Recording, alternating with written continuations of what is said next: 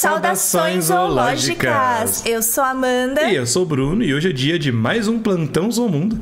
Dessa vez para falar de um artigo que saiu semana passada, que a gente estava conversando aqui, um artigo super interessante. Julho de 2022. Né? E acabou de colocar aqui em questionamento as nossas teorias sobre quando surgiu a capacidade dos mamíferos de manter o sangue quente, o que a gente chama de endotermia.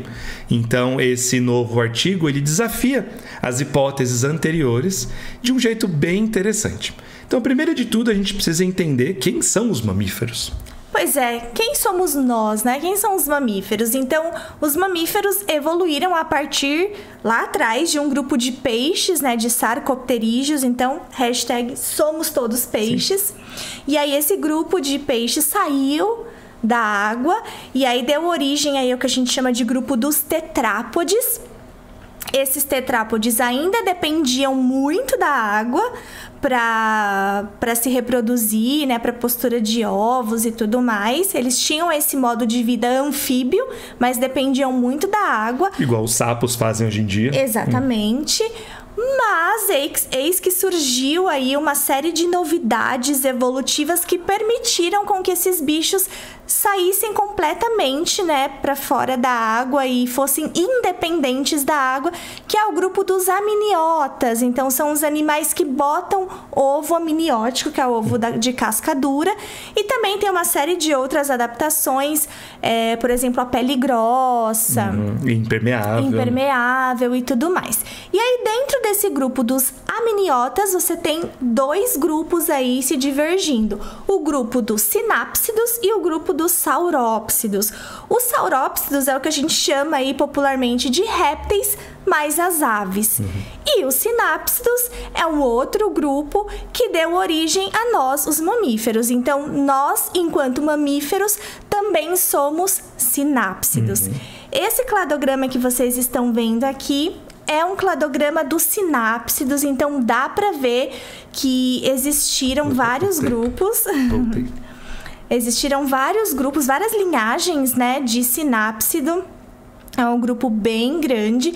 E você tem dentro desse grupo alguns animais que parecem muito com répteis, né? Então, quanto mais a gente vai voltando para trás nessa árvore evolutiva dos sinápsidos, os bichos vão ficando muito parecidos com os répteis. Então, esse bichinho aqui da esquerda, aqui de baixo, de baixo, que parece um lagartinho, na verdade, é um sinápsido bem basal, né? Não é um saurópsido, não é um réptil. Parece um calango. Parece, né? Mas é um sinápsido. Já esse outro famosão aqui é o Dimetrodon, né? Super famoso, um monte de gente conhece. E tem muita gente que acha que esse bicho era um dinossauro, né? Porque até lembra aí, tem uma certa convergência aí em várias características, mas também não é um dinossauro, não é um réptil, é um sinápsido, né? O Dimetrodon. E você tem outros bichos, como, por exemplo, esse aí que o Bruno tá apontando, que é um Cynognathia, né? Pertence a essa linhagem Cynognathia, que já parecia ali mais com um mamífero, mas ainda não era um mamífero. Talvez já tinha até pelos no corpo. Exatamente, mas ainda não é entre outras características mais próximas nossas, mas ainda assim não era um mamífero, né? Ainda era a linhagem, era um sinápsido não mamífero. E você tem ali, por último, né, o grupo dos mamíferos, que somos nós, que aí temos várias características aí que definem, né, esses animais como sendo mamíferos. E aí o questionamento é, a gente sabe hoje que os mamíferos têm sangue quente. E esses outros animais aqui? Será que um dimetrodonte tinha sangue quente? Será que esse bicho que parece um calango tinha sangue quente? Será que os cinognatos tinham sangue quente? Ou não? Será que sangue quente é só mamífero mesmo, só mesmo, né? Dentro dos mamíferos? Será que os primeiros mamíferos já tinham? Então, foi algo que foi surgindo gradativamente ou foi um salto evolutivo? É isso que esse trabalho vem colocar aqui. Exatamente. E aí a gente tem um problema, né? Como é que você mede o metabolismo, a temperatura do sangue de um animal? Seria muito bom ter um termômetro, voltar no passado e colocar no fiofó desses animais para medir a temperatura deles. Eles não iam gostar muito, mas era uma maneira de medir a temperatura com muito mais certeza. A gente não tem isso, não dá para fazer. Então, Uma das formas da gente medir, estimar o metabolismo de um animal extinto é olhando para o esqueleto dele. Mas o que o esqueleto vai dizer relacionado à temperatura do animal? Bom, às vezes o esqueleto de um animal extinto, como de um dinossauro terópode, um raptor, por exemplo, ele é um esqueleto de um animal muito ágil. O próprio esqueleto já dá traços de que o animal seria rápido e ágil em sua vida, na natureza. Então isso pode ser já um indício de que, esse aqui talvez tivesse algum tipo de controle para manter esse corpo em movimento o tempo todo. Uma outra forma é você olhar os anéis de crescimento dos ossos. Conforme a gente vai crescendo em fases, o nosso corpo vai depositando novas camadas de osso, principalmente nos ossos mais longos, como o fêmur, por exemplo. E dependendo do seu metabolismo, se você tem sangue quente ou sangue frio, esse padrão de depósito é diferente. Então, comparando esse padrão, conforme os ossos vão crescendo, a gente consegue ter uma ideia se o meu animal controlava de algum jeito a temperatura ou não do corpo. E é muito legal ver isso nos fósseis, né? Pois é, exatamente. E como é que a gente sabe disso? Porque a gente olha isso nos bichos atuais. Então, os animais atuais são uma grande fonte de conhecimento para a gente entender os fósseis. E uma outra forma da gente ver isso também é através do estudo de isótopos radioativos. Animais que têm sangue quente, normalmente eles precisam comer muito mais. Enquanto a gente precisa comer para ficar bem 2, 3 vezes por dia, pelo menos, um crocodilo consegue ficar meses sem comer e ficar tranquilo. O metabolismo é lento, né? O metabolismo é muito mais lento e o custo que a gente tem de energia para produzir o calor, de manter o corpo ativo, é muito alto. Então, animais que têm o sangue quente comem muito mais. Se eles comem muito mais, eles estão o tempo todo absorvendo novos átomos radioativos para dentro do corpo. Eles estão incorporando, né, esses átomos, esses elementos. Exatamente. E aí, o nível de concentração desses elementos nos ossos deles vai ser maior. Nos dentes deles vai ser maior. Então, a gente consegue saber isso também. Mas esse novo trabalho, que saiu semana passada, ele propôs uma coisa diferente ainda.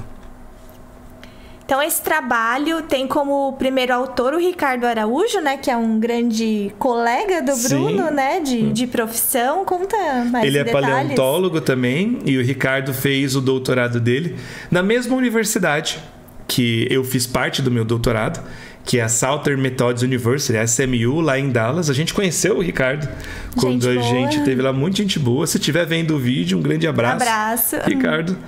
E ele está hoje trabalhando dentro de um instituto de pesquisa lá em Lisboa. E esse trabalho aqui é simplesmente genial, né? Genial por quê? Porque ele trouxe uma nova metodologia, né, para se aliar às outras metodologias que a gente já conhecia para estimar isso, que são as que o Bruno explicou. Então, essa nova metodologia é a técnica, né, de CT scan, que é a tomografia computadorizada, que é algo assim que está revolucionando a ciência, né, em vários campos, né, na medicina, entre outras coisas, na parte de geologia também, metalurgia, em tudo a gente pode fazer a tomografia computadorizada, mas na biologia ela está sendo muito útil para revelar várias coisas, tanto de bichos atuais como bichos extintos. É uma técnica, por exemplo, que o Bruno utilizou também nas pesquisas dele com os fósseis, e é uma metodologia é uma técnica que eu utilizo também com os peixes de oceano profundo, que eu estudo lá no meu doutorado. Enfim, então, uma técnica aí muito interessante. E aí, baseado nessa técnica, né, de tomografia computadorizada, eles analisam especificamente uma parte do corpo desses sinápsidos. E essa parte é o ouvido. Então, através da tomografia computadorizada do ouvido interno de um mamífero, a gente consegue ter evidências, ter algumas pistas de como que é essa questão da endotermia, né? Do sangue quente ou não, né? Sangue frio. E como que é isso, então, né? No que consiste essa técnica? O que a gente consegue ver, então, nessas tomografias? Afinal, como é que o ouvido interno vai dizer alguma coisa sobre a temperatura dos animais?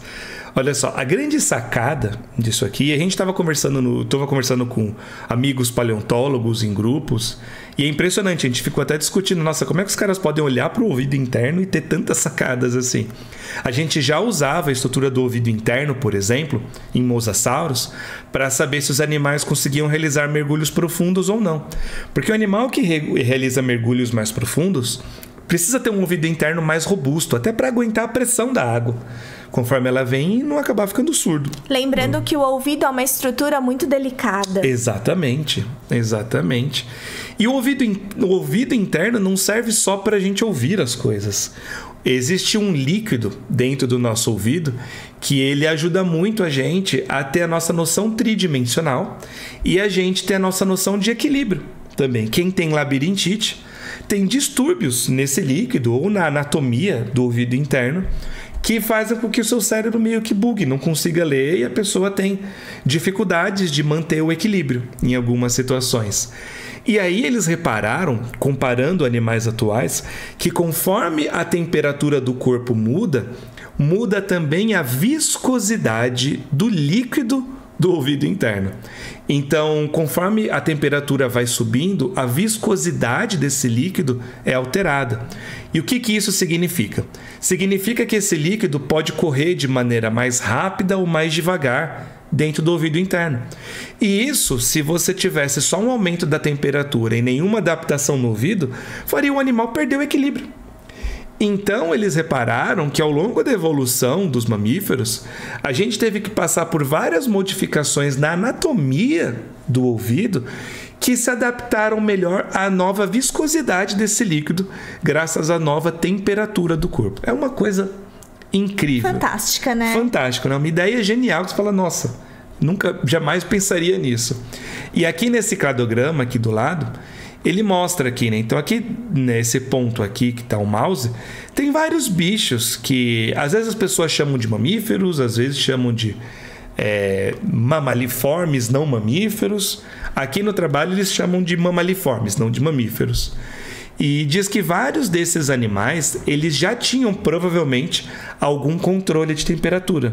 Não tão alto quanto a maior parte dos mamíferos hoje, mas já tinha parte desse controle. Ou seja, o sangue quente, né, a endotermia, surgiu antes, né, do que se imaginava. Então, não surgiu somente no grupo dos mamíferos especificamente, mas já surgiu nesses outros grupos aí que estavam aí na linhagem, né, na linha evolutiva para se tornar mamíferos. E não só isso, né? Ela evoluiu mais rápido do que a gente achava, né? Justamente. E antes da gente falar aqui dessa imagem aqui, eu só quero lembrar que o Ricardo deu uma entrevista lá pro João do canal Coelho Pré-Cambriano. Exato. Sobre esse trabalho. Então ele explica assim em detalhes, nada como o autor, né? Um dos autores ali do trabalho, no caso ele que foi o principal, nada como o autor para explicar direitinho como que foi. Então foi um bate-papo muito legal. E aí, várias questões que a gente estava discutindo aqui, ele responde lá na entrevista. Inclusive, o João faz uma pergunta que a gente falou, nossa, eu queria ter feito essa pergunta, que é, será que essa técnica pode ser utilizada para outros grupos, como os dinossauros, por exemplo? E a gente não vai responder aqui, porque se você quiser saber a resposta, você vai lá no canal do João, tem link aqui ó, no comentário fixado, então fica de olho e vai lá. Bom, e o que quer dizer, então, esses gráficos aqui? Então, aqui, à direita, a gente tem um gráfico que é um índice de termomotilidade. O que é isso? Então, eles pegaram várias espécies diferentes de sinápsidos. Todas elas estão representadas por essas bolinhas coloridas. Então, cada bolinha, né, é um bicho diferente. É um sinápsido diferente. É um sinápsido diferente. Você tem aqui, de baixo para cima, você tem a linha do tempo, sendo que quanto mais para baixo, mais antigo. Então, começa aqui a linha do tempo no Carbonífero, lá da Era Paleozoica. E aí, mais para cima, você tem um período mais recente, sendo que está representado aí pelo Triássico, né? O período mais recente desse gráfico aqui, que já é na Era Mesozoica. E aí, você tem as variações de temperatura temperatura em grupos de animais, de vertebrados. Então, quanto mais à direita, você tem temperaturas mais altas, que são encontrados nos mamíferos, né, principalmente nos marsupiais e nos placentários, e quanto mais para a esquerda, você tem aí o sangue frio, como exemplo aí nos quelônios, né, as tartarugas, nos crocodilianos e nos lepidossauros, que são cobras, lagartos e no tuatara. Então, basicamente, o que a gente consegue perceber como que era a temperatura desses sinápsidos durante esses períodos geológicos aí, em comparação com esses outros grupos aí que tem ou temperatura mais quente ou mais fria do sangue. Então dá para saber qual... esse sinápsido aqui tinha temperatura mais parecida com a de uma tartaruga. Já esse aqui tinha temperatura de um ornitorrinco. Então você consegue saber isso olhando para esse gráfico. E se você vai então subindo, né, de baixo para cima, você consegue perceber que durante ali muito tempo os sinápsidos tinham de fato o sangue frio, muito parecido ali principalmente com os crocodilos e as cobras e os lagartos. Mas de repente lá no Triássico algo aconteceu e aí a gente vê um salto de temperatura, né, de sangue frio para sangue quente, para endotermia, e a partir do momento que você teve essa mudança de chave, ela se dispersou muito rápido. Então, a partir do momento que ela surgiu, todos os outros grupos já tiveram o sangue quente. Então, não foi algo gradativo, que era a hipótese, né, que se tinha antes, né, a hipótese nula. Então, foi algo que é um salto, né? É claro, isso aqui é uma estimativa, não tem como a gente saber 100%, né, como que era. Só com um termômetro no fiofó dos bichos. Voltando no passado. Não é possível. Mas é uma técnica muito interessante, é uma análise muito interessante, baseada aí nessa anatomia do ouvido interno de vários grupos, né, de fósseis de vários sinápsidos diferentes e também de bichos atuais. E isso mostra, talvez, que o fato de ter evoluído muito rápido provavelmente foi uma vantagem muito grande. Sim. Para esses animais. É um indício. Então foi um trabalho que a gente ficou impressionado com a criatividade, com a inovação do trabalho. Realmente a gente achou muito legal. E com os resultados, E com os resultados, interessantíssimos. Né? É muito legal quando a ciência é desafiada, né? Sim. Quando muda os nossos paradigmas, né? A pessoa fala, a ciência nunca sabe de nada. Que bom! Significa que a gente está constantemente aprendendo as coisas. Exatamente. E fazendo novas perguntas. Isso que é apaixonante na ciência. Não existe uma verdade absoluta. As coisas não são 100% verídicas, mas elas são verossímeis. E essa agora é a nossa melhor hipótese nesse momento. Exatamente. Talvez ano que vem, daqui a 2, 3, 20 anos surja outra. Maravilha, vamos seguindo aqui. E a gente queria também falar de uma notícia bônus aqui, essa bem curtinha, rapidinha, que foi uma sugestão do nosso inscrito aqui, nosso membro do Caleb. Caleb ou Caleb? Você me diz aí. O Caleb. Como que a gente pronuncia seu nome aqui? Pode colocar o comentário. E que a gente achou impressionante também, que é de uma cirurgia em um inseto. Eu nunca tinha ouvido falar nisso. Pois é, provavelmente, a gente não sabe, deve já ter ocorrido fora do Brasil, mas provavelmente foi a primeira realizada desse tipo no Brasil. E foi uma cirurgia realizada num louva-a-Deus. Tinha um casal, né, de pessoas aqui, e eles tinham como bicho de estimação um casal de louva-a-Deus. Louva-a-Deus. De louva-a-Deus? Como que é o plural de louva-a-Deus? Eu não sei. Não sei também. E um indivíduo desse casal, que era a fêmea, cujo nome é Carla. Olha só. Ela sofreu alguma coisa ali, algum incidente que abriu o abdômen dela, né? Abriu, fez um corte. E aí eles levaram no veterinário para ver se dava para fazer alguma coisa, né? Para conseguir salvar a Carla. E eles fizeram, né? E eles fizeram, né? O veterinário tem até um Instagram, a gente vai deixar linkado aqui embaixo, onde ele conta um pouco mais dessa história. Mas aí ele fez uma sutura, né? Que é o que a gente chama vulgarmente de ponto. É quando você usa uma linha cirúrgica, faz essa sutura, além de fazer toda a asepsia, né? Toda a limpeza daquela região. Qual que é o problema de ter cortes no corpo, né? Serve pra gente, pra qualquer bicho, é ter uma infecção. A nossa camada mais externa, a nossa pele ou exoesqueleto, no caso dos insetos, é a primeira linha de defesa do corpo. Ela que protege contra bactérias, fungos, vírus virem de fora no corpo. E tem que fechar, é uma coisa urgente, né? Se tem um buraco no corpo, tem que fechar o quanto antes. E aí ele conseguiu fazer essa cirurgia, cuidou da Carla por alguns dias, mas infelizmente, depois de alguns dias, a Carla veio a falecer. E os donos, obviamente, ficaram muito tristes, o veterinário também.